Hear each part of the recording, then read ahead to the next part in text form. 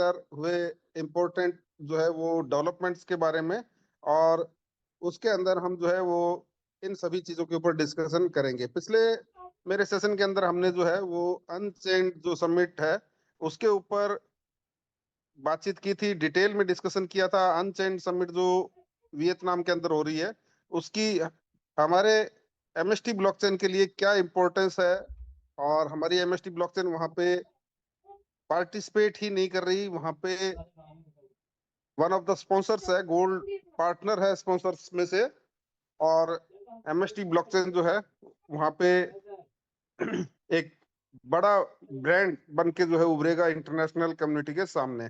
और उसी तरीके से आप यहाँ पे देख पा रहे हैं कि ये वियतनाम के अंदर जो है डवास समिट जो है वियतनाम में जो हो रही है, और ये हो रही है 25 से 27 मई को, यानी कि अनचेंड समिट से ठीक पहले। और इस जो प्रोग्राम का इस बार का जो थीम है वो है, जैसे मैंने आपको बताया, इनोवेटर्स मीट इन्वेस्टर्स।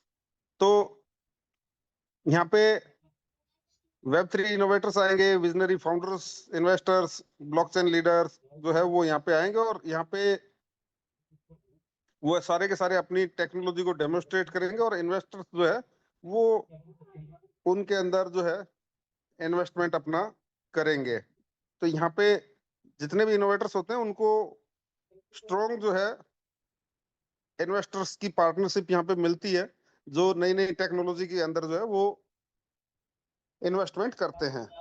और क्योंकि हर टेक्नोलॉजी को ग्रो करने के लिए पैसे की जरूरत रहती ही है, और उसी जरूरत को पूरा करने के लिए जो है वो इस तरह के समिट ऑर्गेनाइज होते हैं, जहाँ पे इनोवेटर्स अपनी टेक्नोलॉजी को डेमोन्स्ट्रेट करते हैं, और इन्वेस्टर्स जो है अपनी रुचि के हिसाब से, अपनी समझ के हिसाब से जो है उन प्रोजेक्ट्स के अंदर इन्वेस्ट करते हैं।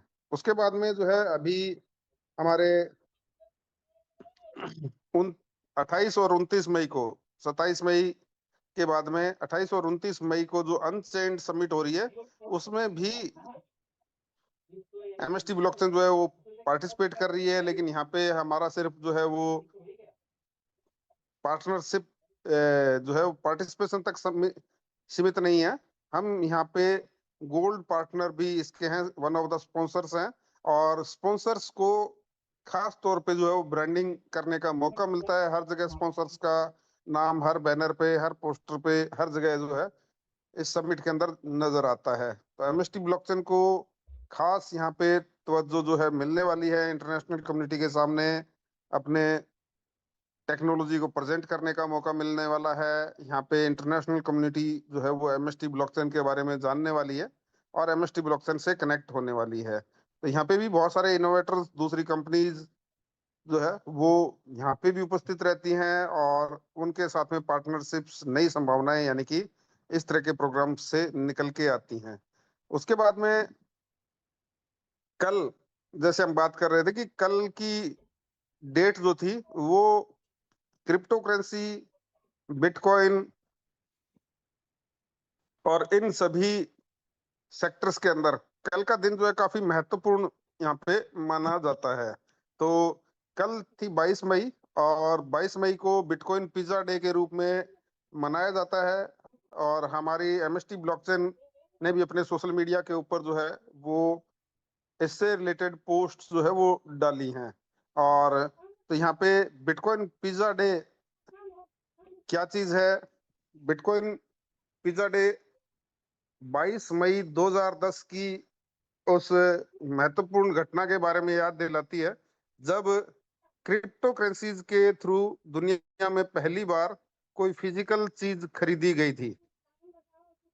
और ये घटना जो है वो अमेरिका में हुई थी, और अमेरिका के एक प्रोग्रामर जो है वो, उन्होंने, शायद वो फ्लोरिडा से बिलोंग करते हैं, लास्लो नाम था उनका, और उन्होंने अपना एक फोरम बना रखा था, बिटकॉइन फोरम बना रखा था, और उस पे उन्होंने पोस्ट डाली थी कि क्या कोई जो है वो मेरे लिए 2 पिज्जा ऑर्डर कर सकता है 10,000 बिटकॉइन के बदले, डायरेक्टली। यानी कि उस टाइम जो है बिटकॉइन कोई सीधा, यानी कहीं शॉपकीपर्स या जो है वो रेस्टोरेंट्स वगैरह जो है डायरेक्टली कोई बिटकॉइन एक्सेप्ट उस समय तक नहीं करते थे। और इसलिए जो है उन्होंने अपने बिटकॉइन फोरम के ऊपर एक पोस्ट डाली कि क्या कोई जो है वो मेरे लिए 2 पिज्जा ऑर्डर कर सकता है, लार्ज साइज पिज्जा। और तो वो अगर कोई भी मेरे लिए ये करता है पिज्जा ऑर्डर और मुझे डिलीवर करवाता है तो मैं उसको 10,000 बिटकॉइन जो है वो गिफ्ट में दूंगा। काफी सारे लोगों ने वो पोस्ट देखी, लेकिन हर आदमी जो है वो एक्शन टेकर नहीं होता। और कुछ लोग जो है वो एक्शन टेकर होते हैं, कुछ परसेंट लोग। उनमें से एक स्टूडेंट ही था, और उस स्टूडेंट ने जो है इस इनिशिएटिव को लिया। उसने जो है 2 पिज्जा लार्ज साइज ऑर्डर किए। लगभग $41 की उनकी कॉस्ट पड़ी थी। और $41 में उसने वो पिज्जा जो है वो ऑर्डर करके और उस प्रोग्रामर के घर पे पहुंचाए। और शर्त के अनुसार जो है उसने भी 10,000 बिटकॉइन उस स्टूडेंट को ट्रांसफर कर दिए। तो ये पहली परचेज थी किसी क्रिप्टो करेंसी के थ्रू कोई फिजिकल प्रोडक्ट जो है का आदान प्रदान।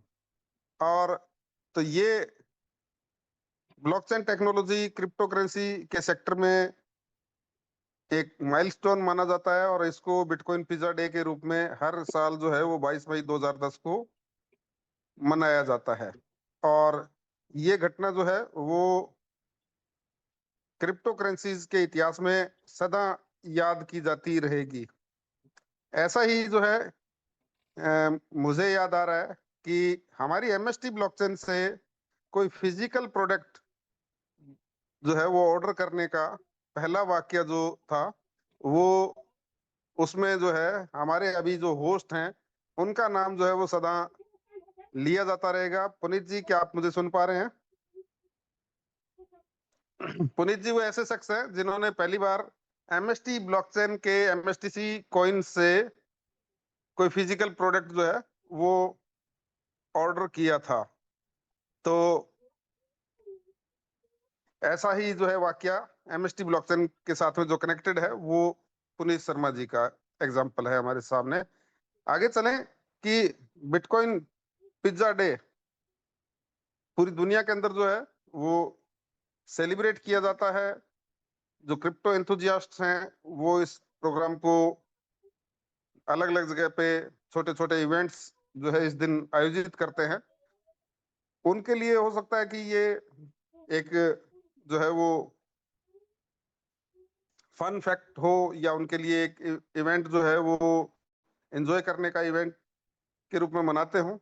लेकिन जो दोनों लोग, जिसने पिज्जा ऑर्डर किया था और जिसने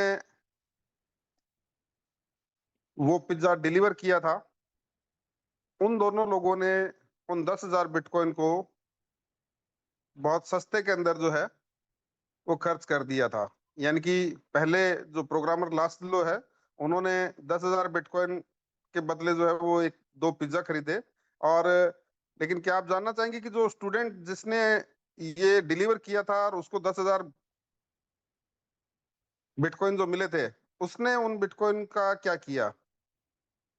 उसने भी जो है वो ज्यादा लंबे समय तक उनको होल्ड नहीं किया। उसने भी अलग अलग मौकों पे धीरे धीरे करते हुए उसने खर्च कर दिया। उसने भी लास्ट जो बिटकॉइन उनमें से खर्च किया, वो $400 की कीमत पहुंचते पहुंचते उसने लास्ट बिटकॉइन भी जो है खर्च कर दिया था। और उसने डिफरेंट जो है वो अपने शौक पूरे करने के लिए कंप्यूटर गेमिंग, कुछ गैजेट्स खरीदने में, कुछ घूमने फिरने में, इसी तरह की चीजों में जो है उसने वो बिटकॉइन जो है वो खर्च कर दिए थे। और उसका भी ये स्टेटमेंट था कि उस टाइम तक जो है वो क्रिप्टो करेंसीज के को होल्ड करने की अवधारणा भी विकसित नहीं हुई थी। और इतना ज्यादा आइडिया भी नहीं था कि इतनी कीमत जो है वो पहुंच जाएगी। और एक्सपेरिमेंटल तौर पे जो है वो उस टाइम तक चीजें चल रही थी। और उन्होंने जो है उनको खर्च करके अपनी आवश्यकताएं उस टाइम जो है वो पूरी कर ली। और एज ए स्टूडेंट जो है वो उतनी ज्यादा समझ भी जो है विकसित वैसे भी नहीं होती। तो अभी हम सभी लोग जो है वो भी एक महत्वपूर्ण क्रिप्टो करेंसी एमएसटीसी कॉइन के वैलिडेटर्स हैं। और डेली हमें माइन होके जो है वो एमएसटीसी कॉइन्स मिल रहे हैं। और जो वैलिडेटर हैं वो एक महत्वपूर्ण कड़ी होती है किसी भी ब्लॉकचेन के अंदर।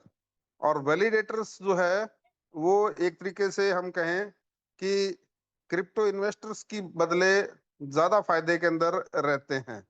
जैसे एक एग्जांपल दूं मैं आपको कि अभी हो सकता है कि बहुत सारे लोग जो है वो एमएसटीसी कॉइन्स खरीद रहे हो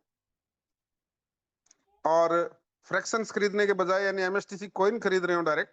लेकिन फायदे में अल्टीमेटली किसके रहने की संभावना ज्यादा है? वो संभावना है फ्रैक्शन परचेज करने वाले की।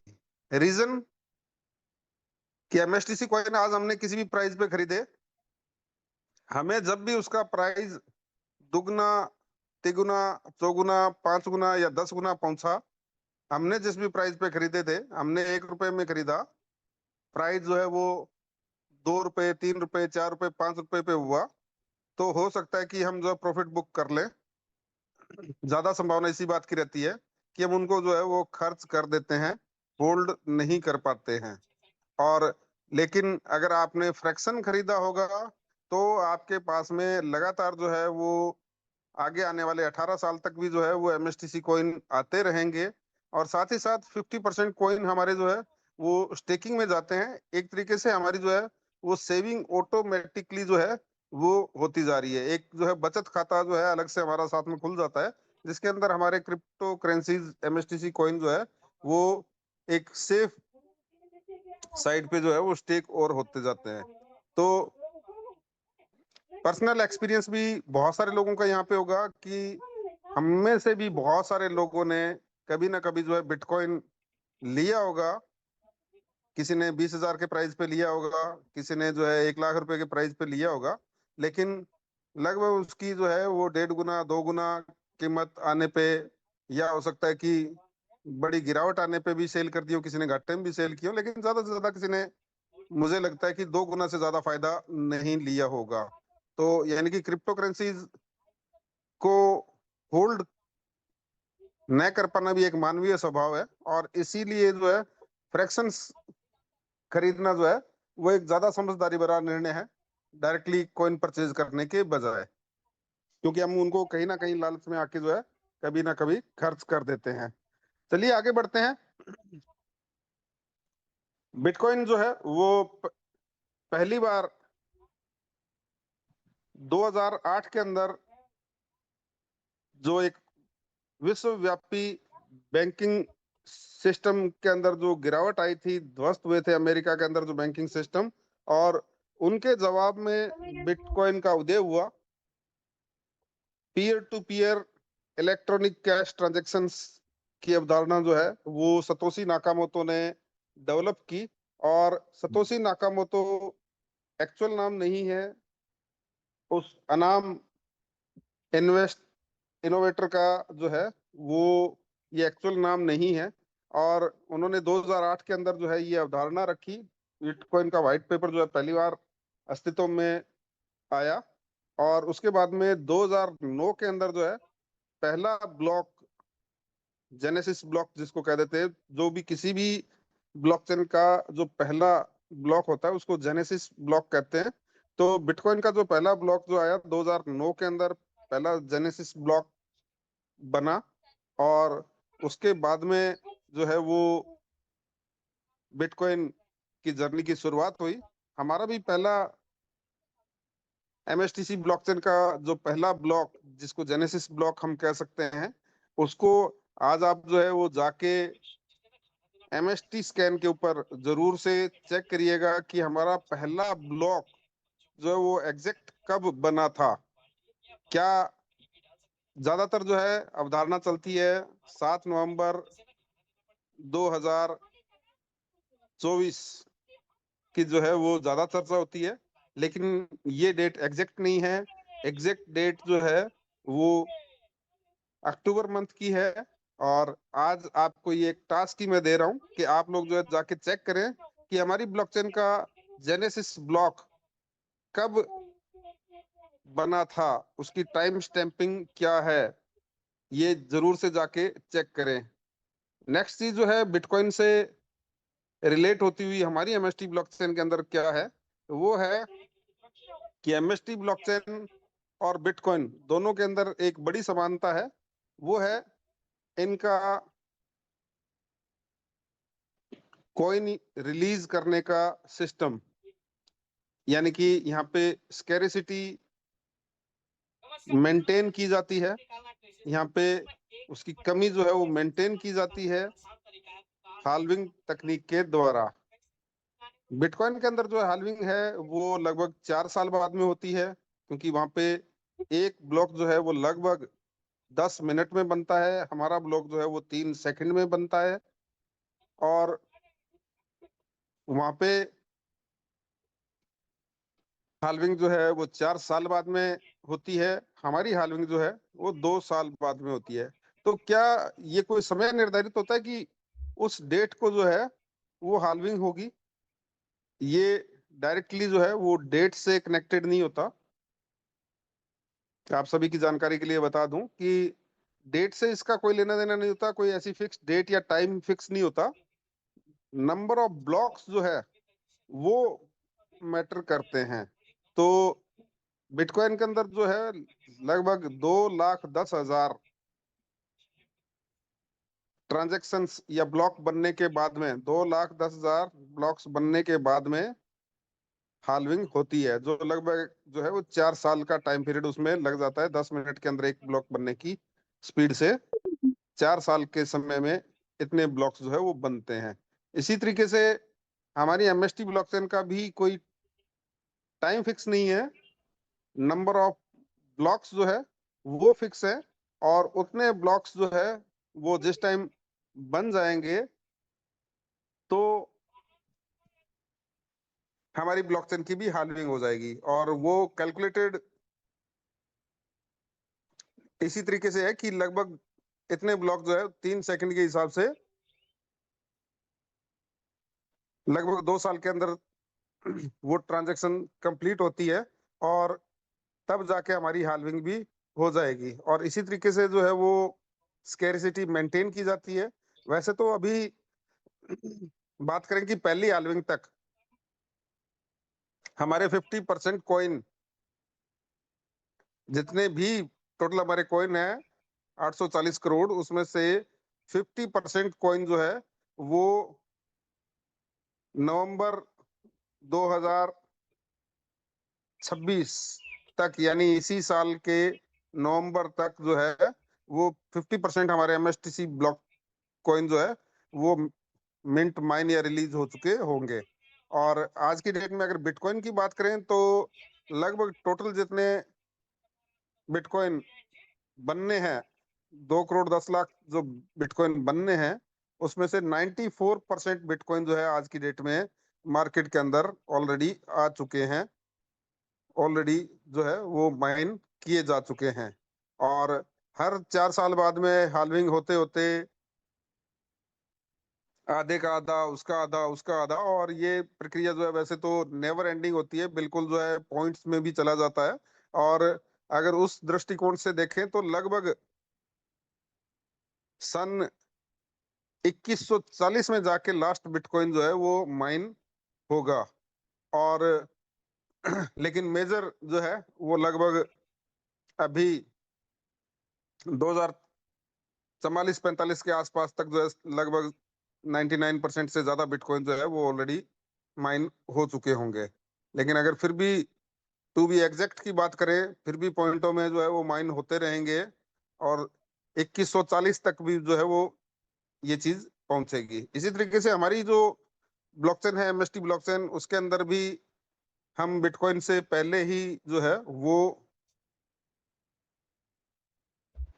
हमारी जो है 99% के आसपास कॉइन, या मोर देन जो है वो 95% कॉइन हमारे भी माइन हो चुके होंगे। और साथ साथ ही हम जो है वो उस मुकाम के करीब पहुंचेंगे। हमारे भी 2024 के अंदर शुरुआत हुई है, और 2024 में अगर आप 20 इयर्स अगर ऐड ऑन करते हैं तो उसमें 2044 का ईयर आ जाएगा, और 2044 के ईयर तक हमारे मोस्टली जो है कॉइन माइन हो चुके होंगे। और हम सभी जो यहाँ पे वैलिडेटर हैं, हम सभी को भी इस वैलिडेशन प्रोग्राम के अंदर एक बहुत लंबे टाइम के लिए जो है पार्टिसिपेट करने का मौका मिल रहा है। 2044 तक आपका ये खरीदा हुआ आज का एक फ्रैक्शन आपको लगातार एमएसटीसी कॉइन जो है वो देता रहेगा। तो इन फ्रैक्शंस को, इन कॉइन्स को बड़े सोचे समझे तरीके से आप संभाल के रखें, बिल्कुल समझदारी भरा डिसीजन लें। अपने एमएसटीसी कॉइन कोई व्यर्थ की चीजों में आप बर्बाद ना करें, और आगे आने वाला जो समय है उसमें आप एमएसटी ब्लॉकचेन को बहुत बड़ी ऊंचाइयों पे देखने वाले हैं। और एमएसटी ब्लॉकचेन के कॉइन्स का प्राइस भी जो है वो आप अप्रिशिएट होते हुए लगातार यहाँ पे देखने वाले हैं। तो आज जो है हम पीछे के उदाहरणों से, एग्जाम्पल से सीख ले सकते हैं, और उसके हिसाब से जो है यहाँ पे अपना डिसीजन होल्ड करने का ले सकते हैं। हो सकता है कि लास्लो जिस प्रोग्रामर ने 10,000 बिटकॉइन के अंदर जो 2 पिज्जा खरीदे थे, या जिस स्टूडेंट ने को गिफ्ट में वो 10,000 बिटकॉइन मिले थे, उन दोनों के लिए जो है पहले कोई इस तरह का एग्जाम्पल नहीं था, और इसलिए हो सकता है कि उन्होंने ज्यादा उसकी वैल्यूएशन नहीं समझी। लेकिन हमारे सामने जो है वो दुनिया भर के ऐसे एग्जाम्पल है कि लोगों ने औने पौने दाम में, सस्ते में अपने क्रिप्टोज को जो है वो खर्च कर लिया, और बाद में आज उनको जो है वो कहीं ना कहीं दिल के किसी कोने में पछतावा महसूस हो रहा होगा। तो ऐसा पछतावा हमें महसूस नहीं हो, तो हमें अपने बिटकॉइन की तरह ही हमारे एमएसटीसी कॉइन्स को संभाल के रखना चाहिए, और बिल्कुल समझदारी भरे डिसीजंस के साथ में ही उनको जो है वो खर्च करना चाहिए। चलिए आगे बढ़े कि बिटकॉइन के साथ में कुछ और समानताएं भी हमारी हैं। और बिटकॉइन ने ही पहली बार जो है वो ब्लॉकचेन टेक्नोलॉजी की अवधारणा रखी थी। और ब्लॉकचेन टेक्नोलॉजी आज की डेट में ग्रो करते करते एक ऐसे मुकाम पे पहुंच चुकी है जहां पे दुनिया भर की सरकारें, दुनिया भर के कंपनी जो है वो इस चीज को आज अपनाती चली जा रही हैं। अभी बिटकॉइन को अ, शायद 2024 के अंदर ही, जहां तक मुझे ध्यान में आ रहा है, पहली बार जो है वो अमेरिका के एक्सचेंज के अंदर बिटकॉइन ईटीएफ लॉन्च हुआ। और यानी कि एक वर्ल्ड वाइड जो है वो मान्यता बिटकॉइन को मिली, एक ट्रेडेबल एसेट के रूप में, और जिसको लीगल रूप से आज की डेट में ट्रेड किया जा रहा है। दुनिया के अंदर पहला ऐसा देश एल सल्वाडोर बना 2021 के अंदर, जिसने एक लीगल टेंडर के रूप में बिटकॉइन को अपनाया। और अभी ताजा घटनाक्रम के अंदर भी बात करें, क्रिप्टो करेंसीज का महत्व जो है वो समझाने वाली घटना है कि ईरान जो है वो भी ऐसे संकट के काल में बिटकॉइन जैसी क्रिप्टो करेंसीज से ही अपने इंटरनेशनल जो है वो पेमेंट्स कर रहा है। और एल साल्वाडोर जो कंट्री है, एक छोटा सा कंट्री, वहां पे जियोथर्मल यानी भूगर्भीय तापमान से जो है वो बिटकॉइन माइनिंग की जाती है। यानी कि जियोथर्मल पावर से पहले इलेक्ट्रिसिटी जनरेट की जाती है, और इलेक्ट्रिसिटी से जो है माइनिंग मशीन्स ऑपरेट होती है, और वो बिटकॉइन जो है उन्होंने कुछ खरीद के भी स्टोर किए हैं, और माइन करके भी जो है वो कलेक्ट कर रहे हैं। अभी ईरान भी जो है वो, उसके पास में भी तेल और गैस के अकूत भंडार हैं, और वो भी इस सस्ती एनर्जी से बिटकॉइन माइन करने में लगा हुआ है, और उससे इंटरनेशनल पेमेंट्स भी जो है वो अपनी कर पा रहा है अपने जरूरतों को पूरा करने के लिए। और इसी तरह की चीजें जो है दुनिया के अलग अलग और भी देशों में धीरे धीरे इन सभी चीजों का अडॉप्शन बढ़ रहा है।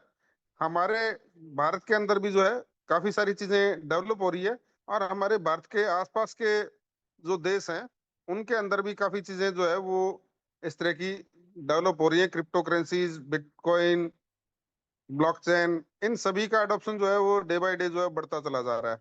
भूटान हमारा जो पड़ोसी देश है उसमें तो एक पूरा सिटी ही जो है, जो इंडिया के आसाम राज्य से लगती हुई जो बॉर्डर है भूटान की, उस पे एक सिटी है बहुत ही खूबसूरत सा, और जिसके जिसको पूरी तरीके से एक तरीके से क्रिप्टो करेंसीज का हब बनाया जा रहा है।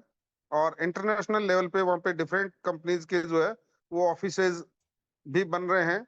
और क्रिप्टो वहाँ पे भी, भूटान के अंदर अगर आप जाएंगे तो वहाँ पे भी होटल्स, रेस्टोरेंट्स जो है वो आज की डेट में क्रिप्टो करेंसीज को जो है वो एक्सेप्ट कर रहे हैं। और ये एक्सेप्टेंस जो है वो डे बाय डे बढ़ती ही चली जानी है। चलिए, आज के सेशन में हमने जो है वो काफी सारी चीजों के ऊपर चर्चा की है। और एक फैक्ट और आपको बता दूं कि जो बिटकॉइन के जो फाउंडर हैं सतोशी नाकामोतो, वो शुरू से ही अनाम थे, गुप्त थे। और 2010 के अंदर बिल्कुल ही जो है वो गायब हो गए। 2010 के अंदर उनका लास्ट मेल जो है वो आया था, और उस मेल के अंदर उन्होंने लिखा था कि अब मैं जो है कुछ, ये मेरा शायद आखिरी मेल रहेगा और मैं कुछ दूसरे प्रोजेक्ट्स पे जो है वो अब काम करने जा रहा हूँ। और बिटकॉइन से रिलेटेड जो है मेरी ये आखिरी पोस्ट है। ऑलरेडी बिटकॉइन को उन्होंने पूरी तरीके से डेवलप किया, उस टेक्नोलॉजी को 2008 से पहले से ही डेवलप करना उन्होंने जो है वो 2008 से ही शुरू किया था। और 2000,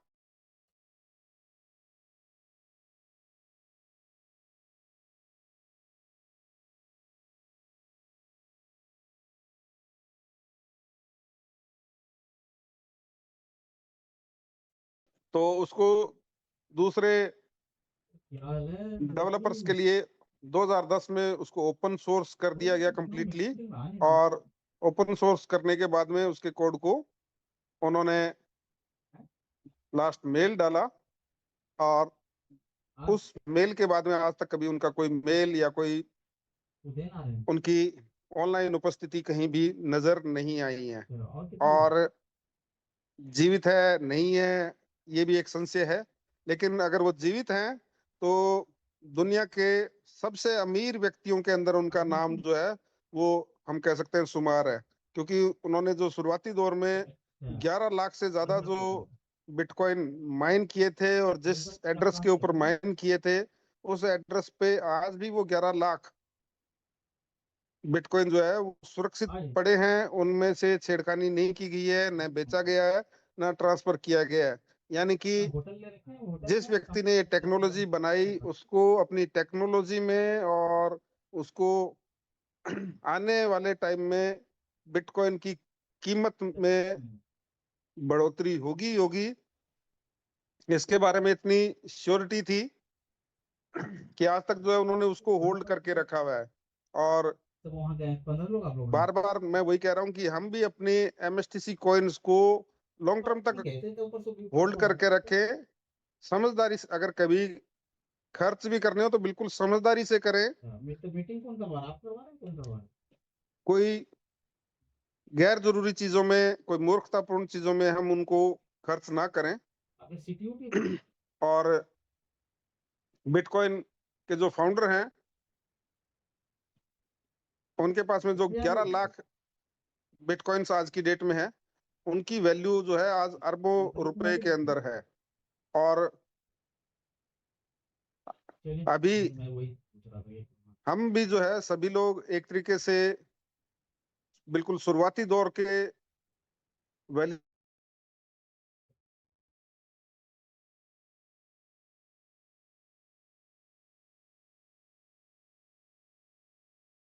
उसको बहुत समझदारी से आप खर्च करें। और अभी इसी साल के अंदर हमारा भी जो है ईयर प्रोडक्शन चल रहा है, और इस ईयर के अंदर एमएसटी ब्लॉकचेन आप जो है वो डिफरेंट सेक्टर्स के अंदर एमएसटी ब्लॉकचेन का यूटिलाइजेशन जो है वो ज्यादा से ज्यादा देखने वाले हैं। अभी बहुत सारी यूनिवर्सिटीज के साथ में हमारे एमओयू हो रहे हैं, बहुत सारे प्राइवेट ऑर्गेनाइजेशंस के साथ में हमारे एमओयू हो रहे हैं, उनके लिए हम अलग से शार्ड्स डेवलप कर रहे हैं। उनके लिए एक तरीके से प्राइवेट परमिशन ब्लॉकचेन, हमारी ब्लॉकचेन के जो है वो साइड लेयर्स के रूप में हम डेवलप कर रहे हैं। और हो सकता है कि बहुत जल्दी कुछ गवर्नमेंट प्रोजेक्ट्स के लिए भी जो है हम प्राइवेट परमिशन इसी तरह की साइड लेयर जो है वो शार्ड्स के रूप में जो है वो डेवलप करें। और कुछ अच्छे गवर्नमेंट प्रोजेक्ट्स भी जो है मिलने की संभावना से इनकार जो है वो नहीं किया जा सकता। और अभी जो दो प्रोग्राम इसी महीने के आखिरी दिनों में 25 से 27 तक डवास समिट, और उसके बाद में 28-29 को जो अनचेंड समिट जो हो रही है उसमें हमारी company as a gold partner वहां पे पार्टिसिपेट कर रही है, स्पॉन्सर के तौर पे पार्टिसिपेट कर रही है। तो वहां से भी बहुत बड़ी संभावनाएं, इंटरनेशनल लेवल की संभावनाएं जो है वहां से बनती हैं। और ये साल जो है वो नेशनल लेवल पे और इंटरनेशनल लेवल पे एमएसटी ब्लॉकचेन का आप जो है दायरा बढ़ता हुआ निश्चित रूप से देखेंगे, क्योंकि बैक एंड में हमारे मैनेजमेंट टीम जो है वो डे बाय डे जो है बहुत स्ट्रांग होती चली जा रही है। इंडिया की जो है टॉप ब्लॉकचेन पर्सनैलिटीज में से एक कमलेश नागावरे सर भी हमारे साथ में आज की डेट में एज डायरेक्टर जो है वो एमएसटी ब्लॉकचेन को ज्वाइन कर चुके हैं।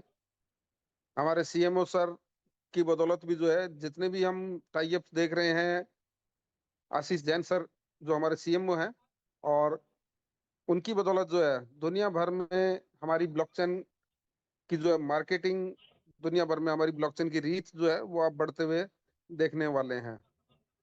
तो अभी हमारे पास में इस सेशन के अंदर कुछ टाइम और बचा हुआ है, और उसका सदुपयोग हम जो है कुछ चीजों को और भी डिस्कशन करने में लगाते हैं। अभी आपने देखा होगा कि कल हमारा जो 19 अप्रैल से 19 मई तक जो कॉन्टेस्ट चल रहा था, जिसके अंदर आपको कूपन हर 5 फ्रैक्शन परचेज करने पे एक कूपन मिलता था। और वो कॉन्टेस्ट की डेट जो है वो एक्सटेंड कर दी गई है। अभी भी आप जो है वो 5 फ्रैक्शन परचेज करके एक कूपन जो है वो ले सकते हैं, और जिसके अंदर 1 करोड़ से ज्यादा के टोटल रिवार्ड डिस्ट्रीब्यूट किए जाने हैं। पहला इनाम उसके अंदर 20 लाख का है। आप हर 5 फ्रैक्शन की परचेज के ऊपर एक कूपन अर्न कर सकते हैं, अर्जित कर सकते हैं। और ये 5 फ्रैक्शन जो है वो एक साथ खरीदने में जरूरी नहीं है। आपने अगर 19 अप्रैल को भी एक दो फ्रैक्शन खरीदे हैं, बीच में फिर आपने कोई एक आधा फ्रैक्शन और खरीदा, और अभी भी जो है वो आप चेक करें कि 19 अप्रैल के बाद से आपके कितने फ्रैक्शंस खरीदे गए हैं, और उसमें 5 में कितने कम हैं या उससे ज्यादा आपने खरीदे हैं। तो हर 5 फ्रैक्शन के ऊपर आपको जो है वो एक कूपन यहाँ पे मिलता है। तो अपने अकाउंट को चेक करें, आपके फ्रैक्शंस की संख्या को पूरा करें 5 के गुणांक के अंदर, और उतने ज्यादा कूपन्स आप अर्जित कर सकते हैं। उसी के साथ में हमारा एक जो है वो लीडर बोर्ड भी उस कॉन्टेस्ट का एक पार्ट था, कि जो सबसे ज्यादा इस कॉन्टेस्ट पीरियड के अंदर 19 अप्रैल से 19 मई के दौरान जो सबसे ज्यादा फ्रैक्शंस परचेज करेगा उनको कूपन्स तो मिलेंगे मिलेंगे, उस ड्रॉ के अंदर पार्टिसिपेट करने का मौका मिलेगा ही मिलेगा, लेकिन साथ ही साथ फिक्स रिवार्ड भी उनके लिए घोषित किए हुए थे। यानी कि पहला जो सबसे ज्यादा फ्रैक्शंस परचेज करेगा उसको 2 लाख का फिक्स इनाम था, और उसके बाद में सेकंड पोजीशन पे 1.5 लाख, थर्ड पोजीशन पे 1,40,000, और इसी तरीके से 10वीं पोजीशन को 70,000 रुपए का कैश रिवार्ड जो है मिलना तय था। और कल कंपनी ने वो रिवार्ड जो है वो डिस्ट्रीब्यूट भी कर दिए हैं। जो भी टॉप 10 लीडर बोर्ड के अंदर अचीवर्स थे, उनके अकाउंट में जो है वो payments after TDS deduction transfer कर दी गई हैं। और इससे जो है वो सुनिश्चित होता है कि अभी भी लीडर बोर्ड तो अवेलेबल नहीं है, लेकिन कॉन्टेस्ट हमारे लिए जो ड्रॉ वाला है वो अभी भी अवेलेबल है। और हम सब लोग भी जो है वो इस कॉन्टेस्ट के अंदर अपनी भागीदारी सुनिश्चित करके और इनामों के हकदार हो सकते हैं। और साथ ही साथ जो है वो, जैसे हम कहते हैं ना, आम के आम गुठलियों के दाम, तो वैसा ये कॉन्टेस्ट है कि फ्रैक्शंस तो हमें वैसे भी परचेज करते ही हैं हम, और करने ही है हमें। और उनके उसका तो अपना अलग से फायदा है ही। और उसी के साथ साथ जो है उस कॉन्टेस्ट का भी हमें फायदा मिल सकता है। हो सकता है कि 20 लाख रुपए की अमाउंट जिसको प्राप्त हो, उसके लिए किसी सपने को साकार होने से जो है वो कम नहीं होगा। किसी बड़ी गाड़ी की इच्छा, घर की इच्छा, या कोई और जरूर जो है 20 लाख के प्राइज मनी से जो है उनकी पूरी हो सकती हैं। तो इस कॉन्टेस्ट का भी जो है वो जरूर से आप फायदा उठाएं। और जितने भी अभी यहाँ पे हमारे स्पार्टन, स्पाइडर, अवेंजर जो भी रैंक होल्डर्स हैं, उनकी भी बहुत जल्दी एक जो है वो खास तौर से मीटिंग होने जा रही है, और जिसको प्रमोद बोराटे सर जो है वो एड्रेस करेंगे। तो उस प्रोग्राम के लिए भी अभी से आप जो है वो तैयारियां अपनी शुरू करें, और अपनी पूरी टीम के जितने भी लीडर्स हैं उनको आप कांटेक्ट करके इन्फॉर्म करें, और उस सेशन के अंदर जो है उनको सभी को जरूर से बिठाएं। तो पुनीत जी, अगर आप मेरी आवाज सुन पा रहे हैं तो जी मैं जी अब मनीष आपको जी, माइक हैंड बहुत ओवर खूब। करना और चाहूंगा। जी, तो हमारे बहुत पास में खूब। कुछ चंद मिनट बचे हुए हैं, उनका आप किस तरह से सदुपयोग करना चाहें वो कर सकते हैं, या किन चीजों के ऊपर डिस्कशन करना चाहें आप कर सकते हैं। जी जी मनीष जी, और आज का सेशन जैसा कि आपने बताया, ये पूरे बिटकॉइन की जो हिस्ट्री और इसके बारे में आपने डिटेल बताया, तो काफी अच्छा, और पूरे आवाम को इस चीज के बारे में बहुत अच्छी जानकारी में मिली मनीष जी। और जैसा कि आप हमेशा ही इस सेशन में टेक्निकल रूप से कुछ चीजें बटोर के लेके आते हैं, तो एक थोड़ा सा टॉपिक रह गया जो कि हमारा करंट अपडेट है, जो कि हमारी सोशल मीडिया चैनल्स को आप लाइव करके दिखाते हैं, जो कि नए अपडेट्स इस वीक में आए हैं, तो उसके ऊपर अगर आप चर्चा करें, जो कि लिंक्डइन और टेलीग्राम और फेसबुक पे जाकर के एमएसटी का जो चैनल बना हुआ है, उसमें जो अपडेट्स आए हैं कुछ यूनिवर्सिटी कॉलेज का, तो उस पे अगर डिस्कशन और करें तो ज़्यादा बेहतर रहेगा। और अगर कोई साथी क्वेश्चन भी पूछना चाहता है इस पूरे सेशन के बारे में, तो भी अपना हैंड राइज कर सकता है, तो उनके ऊपर भी डिस्कशन किया जाएगा। तो मनीष जी, एक बार आप उनको जो करंट अपडेट है उनको भी आप साझा करें। तो हमारे बीच में है कुछ साथी, उनको मैं क्वेश्चंस के लिए आमंत्रित करता हूं। पंकज कुमार जी, आपको अनम्यूट का ऑप्शन दिया गया बस है। पुनीत जी, जी, 4 लोगों ने हैंड रेज किया, हम 4 लोगों के क्वेश्चन लेंगे। हाँ हाँ हाँ, इन्हीं का नाम लास्ट जो है रहेगा, नोट डाउन कर लास्ट लीजिए आप। रहेगा जी। जी जी, प्रणाम सर। सारे कम्युनिटी को मेरा हाथ जोड़ के प्रणाम। जैसे सर ने सर अभी बिटकॉइन के बारे में बताया, पिज्जा डे के सर जो बिटकॉइन जैसे खर्च उन्होंने बताया सर, तो काफी अवेयरनेस रहा, काफी शानदार रहा सर, और काफी अच्छा लगा। सर मेरा क्वेश्चन कुछ नहीं है सर, हमें बस यही जानना है, या फिर आप सर आप लोग के माध्यम से बस एक बार और सेशन लीजिएगा कि सर जैसे बीएनबी का जो 5 साल में ग्रोथ हुआ, तो सर उस पे भी जैसे कभी मीटिंग हो, 1 दिन 2 दिन 4 दिन में सर, तो सर उस पे भी थोड़ा प्रकाश डालिएगा कि बीएनबी ने कैसे 4-5 सालों में इतना जल्दी ग्रोथ किया। तो सर उस पे भी थोड़ा आप कुछ बोलिएगा, या फिर उस पे प्रकाश डालिएगा सर। Thanks sir. बिल्कुल बिल्कुल, जी जरूर जी, पंकज जी। चलो, पंकज जी आपका आप सजेशन कहाँ हम से हैं नोट कर लेते हैं। बेसिकली? पंकज जी चलिए आप, आगे। Okay okay. अमित कुमार जी, आपको अनम्यूट का ऑप्शन है। अमित जी, यार हमें बुला के किसको बुला रहे हो? हाँ sir, good morning sir.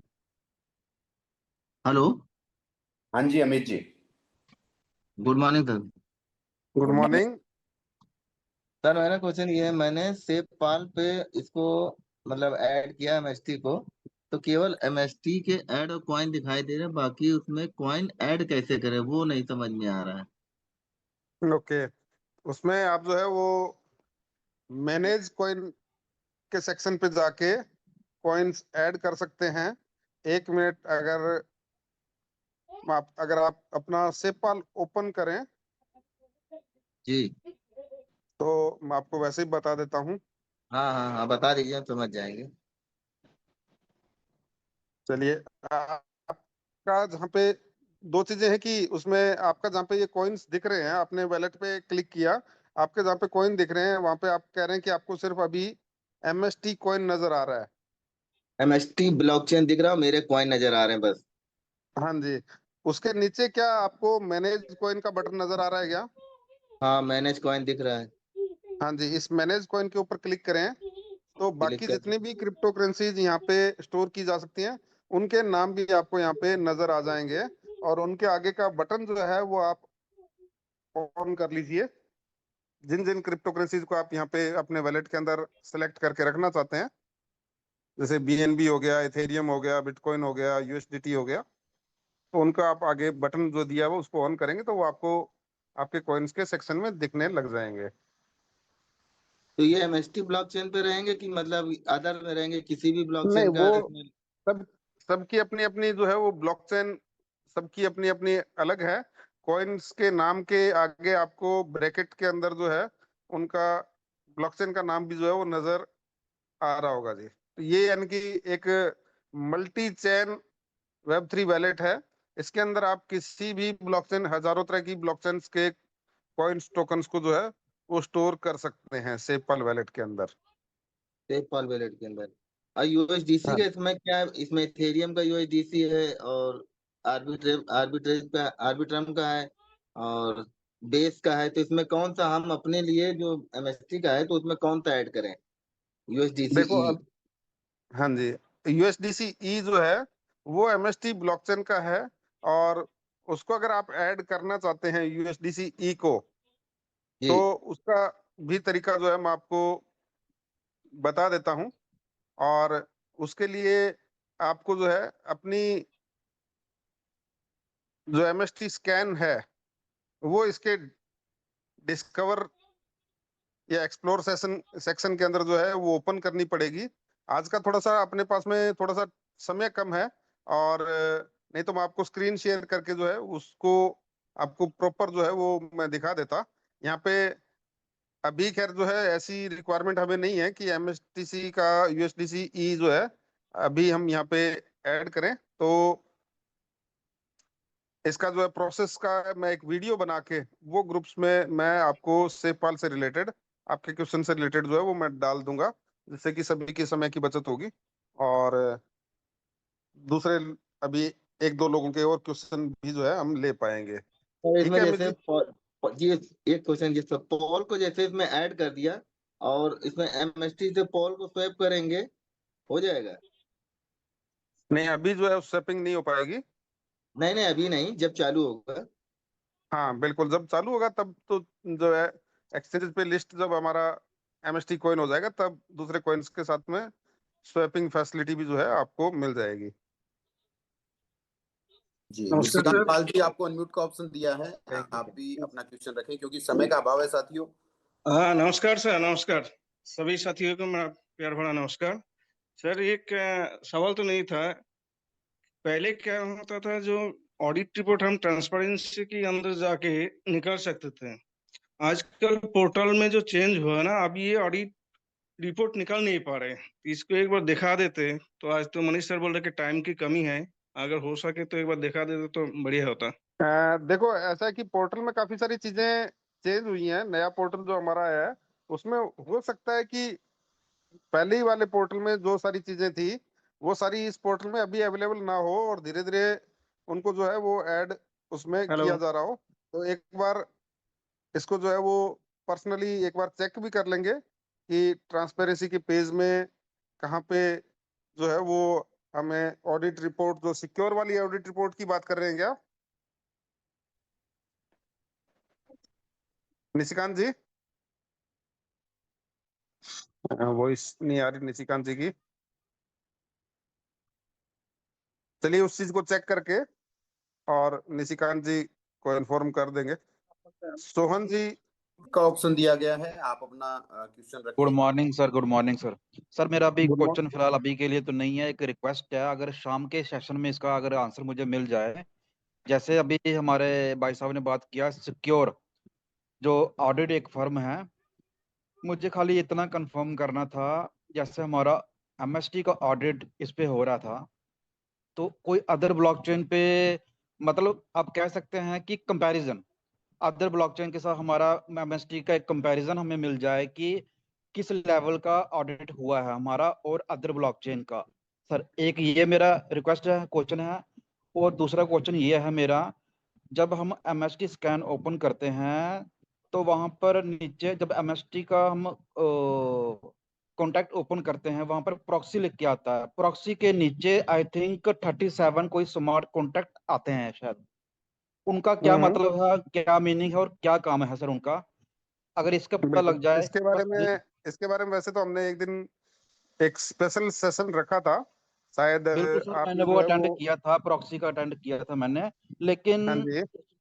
Proxy का मैं समझ गया, कुछ आने वाले टाइम पे आप कुछ एडिट कर सकते हैं उसमें जो रिक्वायरमेंट है। लेकिन हम्म। उसमें 7 कुछ मैंने देखा था, 37 आई थिंक 31 थे कुछ स्मार्ट कॉन्ट्रैक्ट।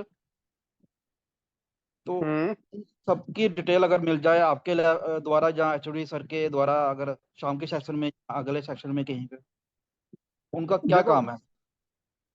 यहाँ पे इसमें जो ब्लॉकचेन के ऊपर जो स्मार्ट कॉन्ट्रैक्ट्स जो है वो ओपन, वैसे तो ओपन सोर्स होता है। बहुत सारे स्मार्ट कॉन्ट्रैक्ट जो है वो डिप्लॉय इधर उधर से हो सकते हैं। सबकी जानकारी जो है वो कंपनी को भी होना कोई जरूरी नहीं होता, क्योंकि ये ओपन सोर्स है, पब्लिक ब्लॉकचेन है। तो इस पे कोई भी अपना स्मार्ट कॉन्ट्रैक्ट डाल सकता है। उनका अपने को सर मेरे वो रीजन। एक्चुअली वो मेरे को मुझे लगता है कि वो अदर कोई स्मार्ट कॉन्ट्रैक्ट नहीं है, शायद अपनी कंपनी का ही है कोई देखो, कंपनी के एमएसटी जो का। स्मार्ट कॉन्ट्रैक्ट्स हैं, कंपनी के डिफरेंट फीचर्स के लिए, फंक्शंस के लिए, रिवार्ड डिस्ट्रीब्यूशन के लिए, अपने फ्रैक्शन डिस्ट्रीब्यूशन के लिए, अलग अलग जो है वो बहुत सारी चीजों के लिए, हर फंक्शन को ऑपरेट करने के लिए स्मार्ट कॉन्ट्रैक्ट्स बने होते हैं। तो बहुत सारे स्मार्ट कॉन्ट्रैक्ट तो हमारी ब्लॉकचेन के ऊपर जो है वो हमारे डिफरेंट फंक्शंस को ऑपरेट करने के लिए खैर बने हुए हैं। और उसके अलावा आज की डेट में बहुत सारे स्मार्ट कॉन्ट्रैक्ट्स जो है वो इसकी ब्लॉकचेन के ऊपर जो है डिप्लॉय हो रहे हैं, जो बाहरी लोगों के भी हो सकते हैं। तो एक बार प्रॉपर जो है वो देखते हैं कि एक क्वेश्चन आंसर सेशन जो है वो प्रॉपर अलग से ही अपन लेंगे, जिसमें अपन आप भी स्क्रीन शेयर करके कहाँ पे आप क्या चीज पूछना चाहते हैं और वो प्रॉपर डिस्प्ले कर पाएंगे, तो अपन जो है उनको आंसर करने की कोशिश करेंगे। तो एक बार आपने जो है वो 37 31 जो भी आप स्मार्ट कॉन्ट्रैक्ट्स बता रहे हैं वो किस सेक्शन में जाके आपने देखे हैं, यानी एमएसटी का एम। ब्लॉक का अपना कॉन्टैक्ट एड्रेस है ना जो ब्लॉकचेन का, हम्म। उस पे सर क्लिक करके वो नीचे शो किए थे मुझे। एक्चुअली मैंने शाम को ही देखे थे वहां पर। तो वो नया कुछ मुझे पढ़ने को मिला था उसमें, कुछ शायद कोई नाम्स होंगे कंपनी के, कुछ हो सकता है कुछ भी है, लेकिन मुझे जानकारी नहीं थी उसकी, वो चीज कंफर्म करनी थी। चलो, उसको जो है एक बार चेक करके और जल्दी एक सेशन जो है वो रखते हैं क्वेश्चन आंसर का अलग से भी।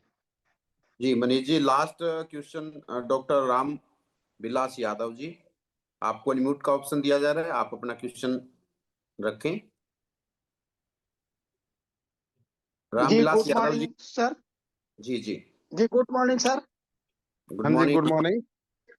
सर हम ये जानना चाहते हैं सर, अपना एक्सचेंज जो एक्सचेंज है कब तक आने की संभावना है। देखो, ये क्वेश्चन जो है वो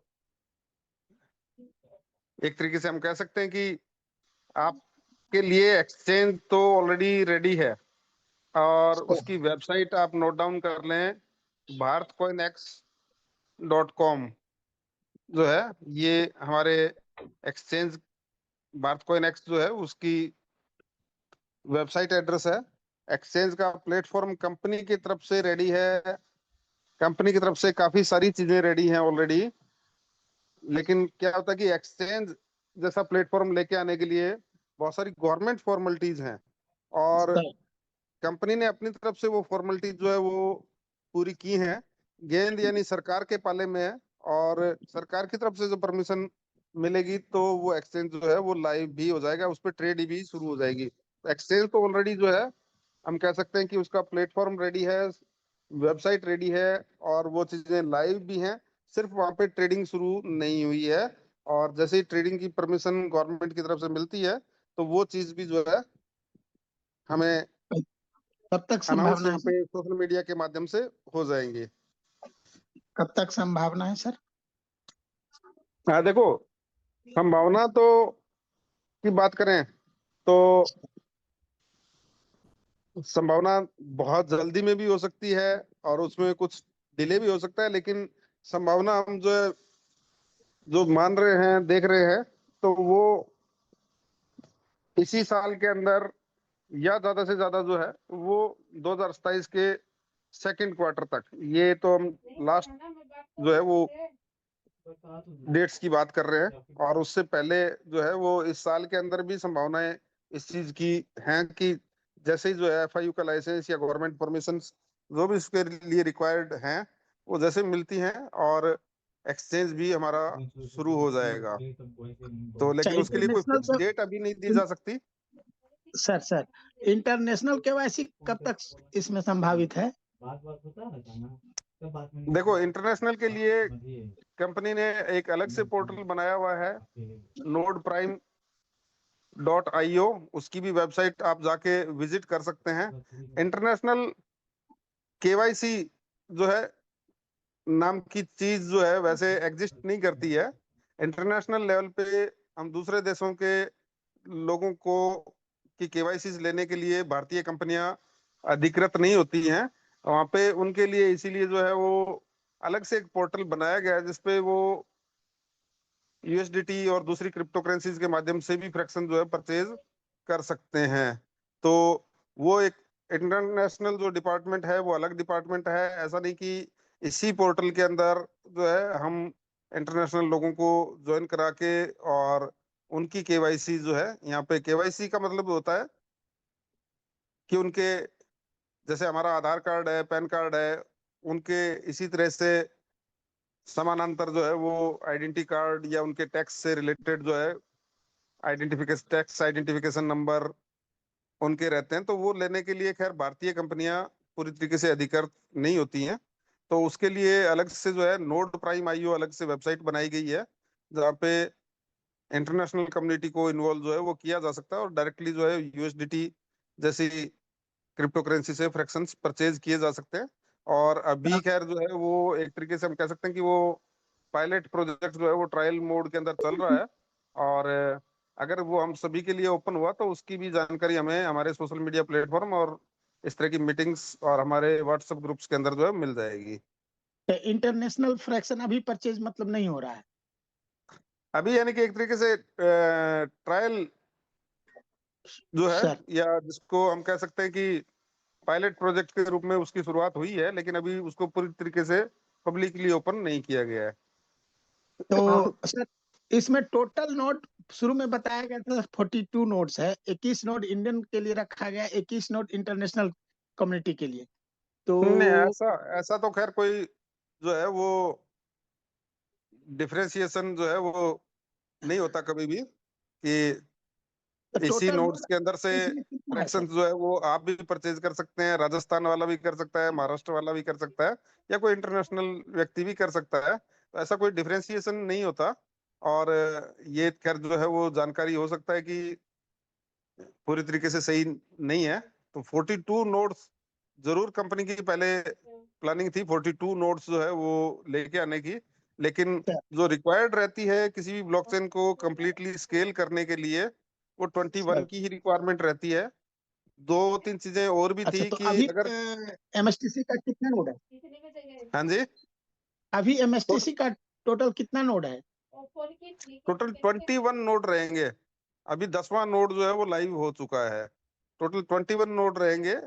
और क्या कि किसी भी ब्लॉकचेन को स्केलेबल बनाने के लिए मिनिमम जो है वो रिक्वायरमेंट 21 नोड्स की रहती है। और दूसरा ये भी है कि अगर 42 नोड्स रहते तो हम सबको डेली कॉइन रिवार्ड के अंदर भी नहीं मिलते, क्योंकि उसमें राउंड रोबिन प्रणाली रहती है। एक टाइम में 21 नोड ही एक्टिव रहते हैं। 42 भी होते तो उसमें से एक वक्त में 21 नोड ही एक्टिव रहते, या 21 नोड्स को ही जो है वो ट्रांजैक्शंस को वैलिडेट करने का मौका मिलता। और उसका मतलब ये होता कि उसमें प्रणाली होती है राउंड रोबिन, कि कौन से जो है नोड को अभी ट्रांजैक्शंस वैलिडेट करने का या ब्लॉक जो है नेटवर्क में ऐड करने का मौका मिलेगा, और उसी को ही रिवार्ड मिलते।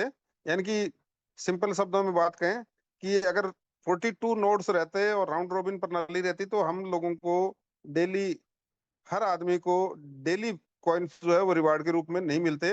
किसी दिन जो है हमारे नोड को वैलिडेट करने का मौका मिलता, किसी दिन नहीं भी मिलता। तो अभी जो मिनिमम रिक्वायरमेंट है वो 21 की है, इसलिए अभी एक बार कंपनी ने 21 नोड का ही जो है वो डिसीजन फाइनल किया है। और आगे आने वाले टाइम में जरूरत के हिसाब से चीजें जो है वो मॉडिफाई भी की जा सकती हैं। वो समय की जरूरत के हिसाब से ही चीजें तय होती हैं। चलिए, आज जो है वो जी मनीष जी, हमारा समय काफी ऊपर हो चुका है। काफी हो पुनीत जी, चुका ओवर है। To you. जी, समय काफी हो चुका है मनीष जी, और हम विराम की ओर चलते हैं। इसी बीच मैं आमंत्रित करना चाहूंगा वैभव दा और पंकज त्रिपाठी जी को, तो वो भी अपने दो शब्द कहें और फिर हम सेशन को यहीं विराम की ओर लेके चलते हैं। साथियों, मिलते हैं शाम, संध्या, सांझ, रात्रि 9 बजे इवनिंग सेशन में। तो पंकज जी, अगर आप मेरी आवाज सुन पा रहे हैं जी, थैंक यू सेशन को विराम की ओर लेके चलें। जी, thank you Beniwal sir. But Beniwal sir, आपसे एक अनुरोध है, ये दिल मांगे more time. Hello. Okay Pankaj ji, जरूर जो है। समय का अभाव है पंकज जी, और सेशन तो लंबा चलना चाहिए। बहुत अच्छा क्वेश्चन आंसर सेशन हो रहा है, बहुत अच्छा नॉलेज मिल रहा है, लेकिन ये धीरे धीरे बनता रहेगा, क्योंकि सफर है वो हमारा लंबा है 2044 तक का, तो ये कंटिन्यूस चलता रहेगा। और इसी के साथ एक लास्ट मैं गुरिंदर जी कुछ बोलना चाह रहे हैं, तो उसके बाद विराम की ओर चलते हैं। जी गुरिंदर जी, आपका कोई क्वेश्चंस है या आप कुछ कहना चाह रहे हैं?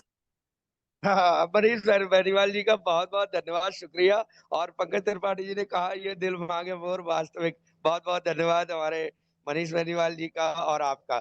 शुक्रिया सर जी। जी जी, थैंक यू गुरिंदर जी। तो साथियों, इसी के साथ हम हमारे सेशन को विराम की ओर लेके चलते हैं। मिलते हैं रात्रि